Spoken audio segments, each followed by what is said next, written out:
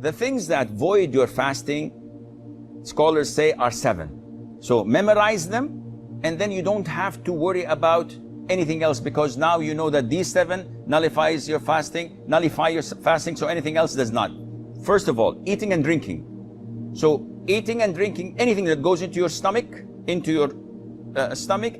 through the mouth or through the nose, then this nullifies your fasting. Even if you swallow a stone, it nullifies your fasting.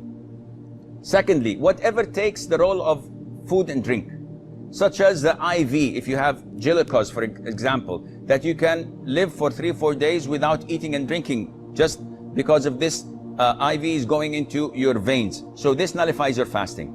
And this means that if I take antibiotics, if I take Voltaren shots, if I take insulin, if I take penicillin, anything that does not nourish me, that does not take the role of eating and drinking, this doesn't nullify your fasting. So if someone says, if I have to take vaccines, does it affect my fasting? No, it doesn't. I have to extract a tooth and the doctor gives me or anesthesia, does it affect my fasting? The answer is no.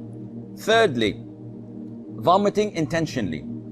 I ate too much, I have something going on, I don't like it, I put my finger or smell something and I vomit intentionally, this voids my fasting. If I ate too much and I feel disturbed and all of a sudden, without me helping it, I'm throwing up, I'm vomiting, this is unintentional, it doesn't affect your fasting. Fourthly, cupping, and this is an issue of dispute among scholars.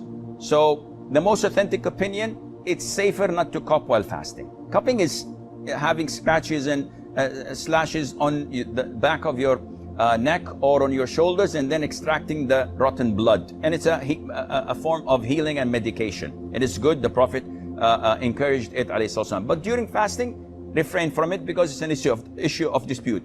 However, taking samples of your blood for the hospital is totally permissible. Bleeding from your gum while the dentist is working, does not affect your fasting. Try not to swallow it.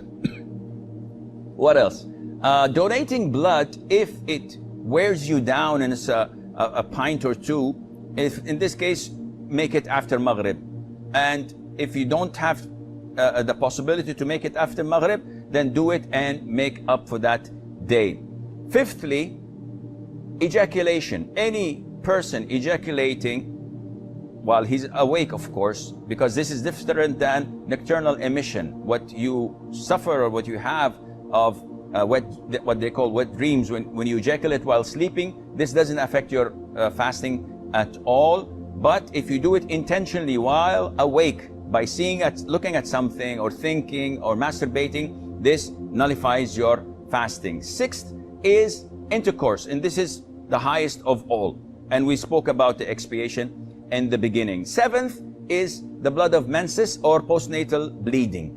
These two, if they exist, then the fast is void, even if it's seconds before the adhan of the Maghrib. Now, if you look at toothpaste and look at these 7 categories, you will find that as long as it doesn't go into your throat, you're in the clear.